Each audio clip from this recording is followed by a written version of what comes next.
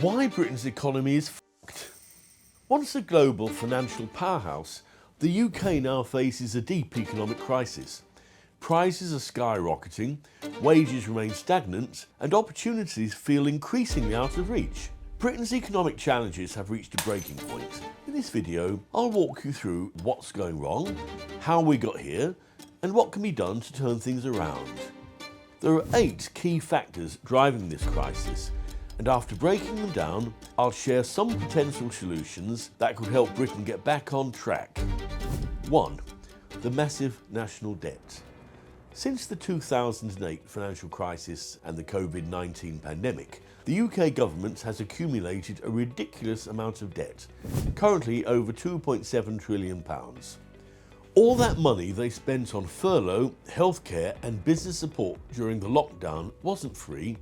It has to be paid back, with interest added on. The amount of interest the government has to pay on its debt has more than doubled since the pandemic, from about £40 billion to over £100 billion per year. This is obviously a huge burden on the government's finances, limiting the funds available for public services like healthcare, education, transport and infrastructure. Number 2. The lack of manufacturing.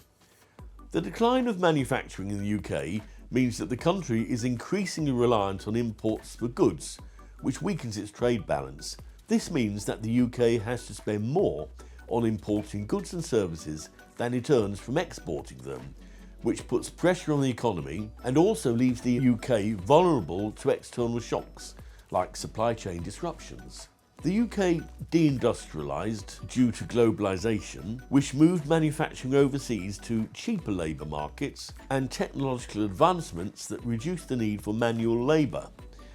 As the economy shifted towards services, particularly finance, traditional industries like coal, steel and textiles became inefficient and faced increasing global competition, leading to their decline and the loss of manufacturing jobs. The loss of industrial capacity reduced productivity, growth and innovation, while a reliance on imports worsened the trade deficit. Number 3. The energy crisis and the Ukraine war. Russia's invasion of Ukraine has driven up energy prices, putting additional pressure on both UK households and UK businesses. Britain had historically relied on cheap Russian gas. As Western countries imposed sanctions on Russia, the UK faced reduced access to these energy resources, leading to soaring energy prices. This, combined with increased demand and supply chain issues, caused a sharp rise in household energy bills, causing inflation. In its turn, the government has had to spend billions supporting people and businesses through this crisis, further adding to the debt. And now the UK is being forced to redirect an even greater proportion of its GDP to defence spending to combat the threat of Russia, further redirecting it away from public investment. Number 4. Low productivity growth. UK productivity has stagnated since the global financial crisis of 2008. Productivity, which is essentially how much economic output is produced per hour worked, has failed to grow at the rate seen in other developed nations. The UK's low productivity growth is due to many factors, such as deindustrialisation, underinvestment in technology and skills, the impact of Brexit on trade and talent, and an ageing workforce. This lack of productivity growth means lower economic output and reduced competitiveness in the global market. Number 5. The Brexit fallout. The decision to leave the European Union has had profound and lasting economic consequences for the UK. It disrupted trade by introducing new customs checks, tariffs and barriers, which made it harder and more expensive to do business with EU countries. This has particularly impacted industries reliant on seamless supply chains, like manufacturing and agriculture. Brexit also led to labour shortages in key sectors due to reduced immigration from the EU. These shortages have increased costs and put pressure on public services. Additionally, Brexit has decreased foreign investment as businesses have become more cautious about investing in the UK. Overall, Brexit has slowed economic growth and the UK's departure has created additional burdens which complicate its trade and business operations with the EU. Number 6. Rising inflation and interest rates. Inflation in the UK has spiked in recent years, caused by global supply chain issues, energy costs and labour shortages. In an effort to combat this, the Bank of England has raised interest rates. This makes borrowing more expensive for both consumers and businesses, which slows down both spending and investment. For homeowners with mortgages, rising rates have made monthly payments unaffordable for many. Number 7. Labour market challenges.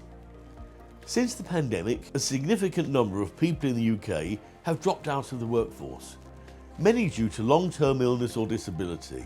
This has led to a shrinking labour force, further limiting the economy's potential to grow.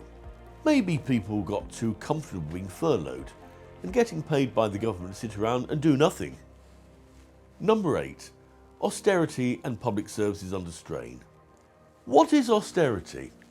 Austerity is a policy of reducing government spending and increases taxes to try and reduce a government's budget deficit and debt. Years of austerity policies have reduced funding for public services like the NHS, education and social care. This has created a backlog in services with record waiting times in the NHS and a strained justice system, making life harder for the population and further eroding the quality of life in the UK. Unsurprisingly, it's caused many high net worth individuals to leave the country and set up business elsewhere, and they've taken their highly taxable wealth with them. So, what can be done about this? Well, it's not an easy problem to fix, and the UK isn't the only country facing economic problems at the moment. In fact, most of the world is struggling with economic issues, some worse than others. To address Britain's economic challenges, several key actions will need to be taken. Boosting productivity is essential. It could potentially be achieved by investing in technology, infrastructure and workforce skills. That's why the UK is betting big on AI. It also needs to diversify its trade relationships beyond the EU to reduce dependence on a single market.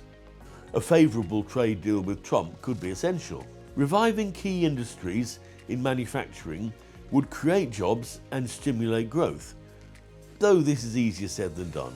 It would take years to implement, and the UK faces a shortage of key materials which will hold it back. Improved immigration policies to address labour shortages are crucial, though this isn't easy in a political atmosphere where the population is becoming increasingly hostile to immigrants.